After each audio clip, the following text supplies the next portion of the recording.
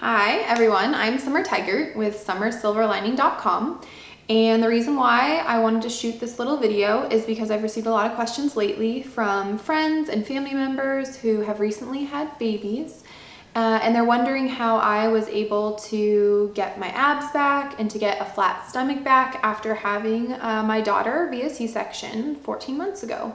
So I did a couple of different things to help rehab my abdomen before getting into exercising, and I think that that's really important to do so that you're not creating more wreckage in there, which is going to ultimately prolong your ability to gain muscle back and then also gain that flat stomach. So the first thing that I would suggest doing is to check to see if you have diastasis recti, which is actually separation of the abdomen. So let's get started with that.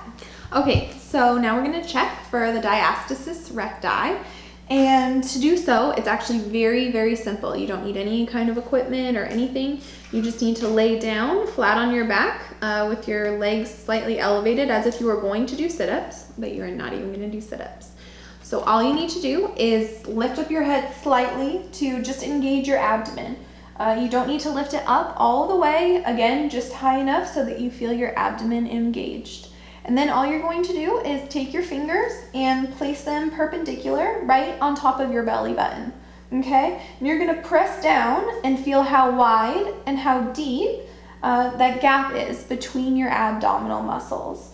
So you're going to start there, kind of push in and feel, and then move up your abdomen about 2 inches. And again, feel the width between your ab muscles, okay? You're also gonna creep down 2 inches beneath your belly button to, again, feel the gaps between your abdominal muscles.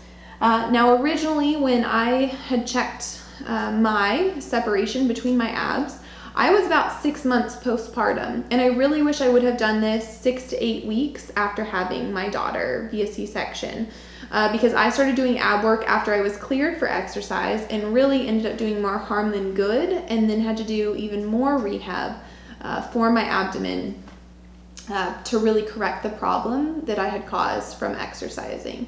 So when I originally started this at 6 months, I had about a 3 to 4 finger gap between where my belly button was.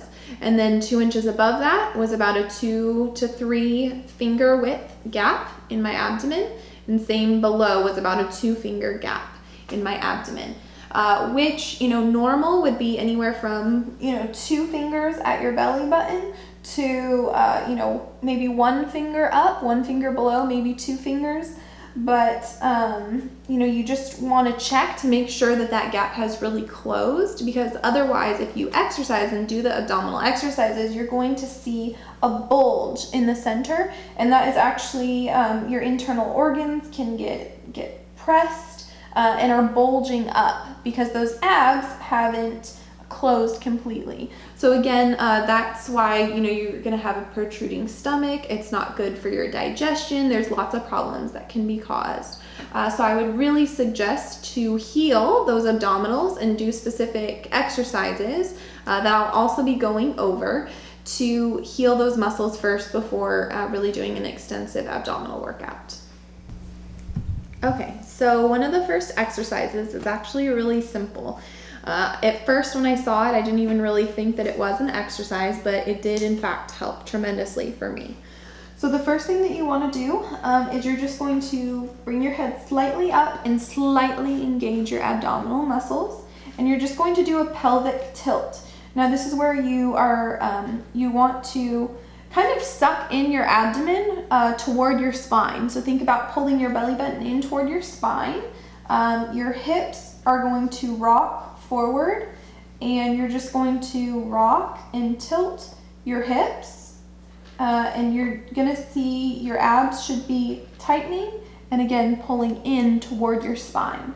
So it's very simple. I know it doesn't seem like I'm even doing a whole lot, but I promise that it is in fact helping to pull those abdominal muscles in tight.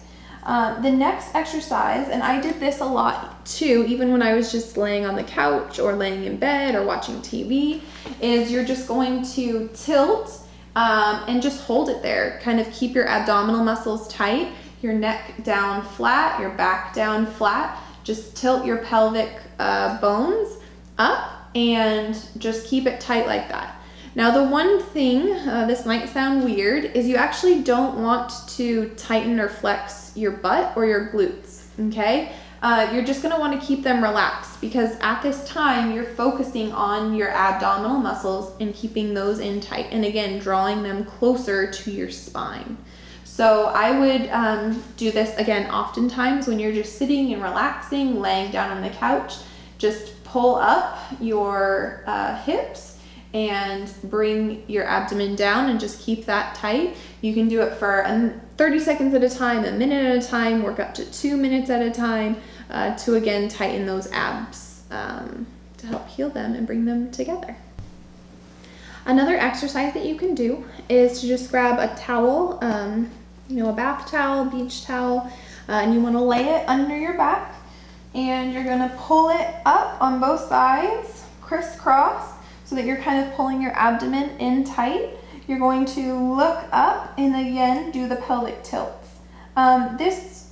If you're having trouble, I know for me at first it was hard because my glutes automatically wanted to tighten and do more of a glute exercise, and it was hard to focus directly on my abdomen. So with this exercise, in pulling them in tight, it kind of helps you to focus on tightening those abs and keeping those in place while you are rocking or tilting your hips.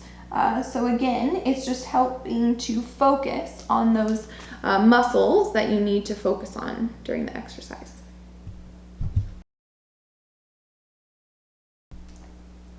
Okay, so I wanted to share with you a couple of other helpful tips that are for you to just do in your regular everyday life, especially as a mom. These things are really important. The first of which is posture. Now this is something that I realized I didn't do very well before actually getting pregnant.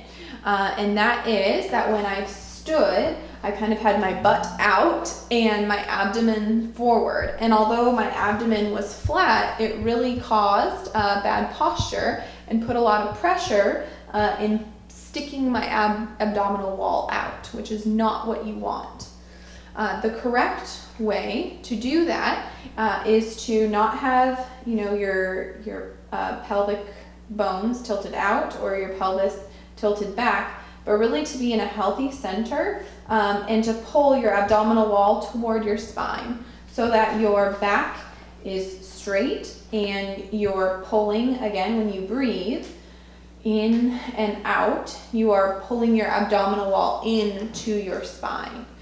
This is also extremely important when you go to sit down as well. So, for example, when you pull up a chair and you sit down in it, rather than sitting and arching back where your abdominals are being pushed out with an arched back, you want to straighten your back and pull those abdominal muscles in toward your spine.